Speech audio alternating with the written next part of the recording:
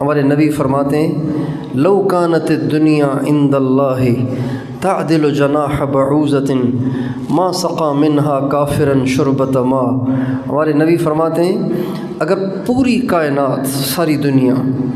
اس میں ساری دنیا کی دولت بھی آ گئی، ساری دنیا کا پیسہ بھی آ گیا، ساری دنیا کا ڈالر، ساری دنیا کا پیٹرول، ساری دنیا کی گاڑیاں، ساری دنیا کا سونا اور چاندی، ساری دنیا کے سارے خزانے آ گئے، ہمارے نبی فرماتے ہیں ان سب کی قیمت اللہ کی نظر میں ایک مچھر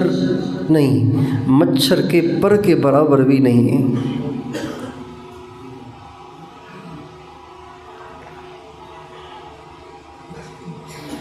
مچھر تو بڑی چیز ہے،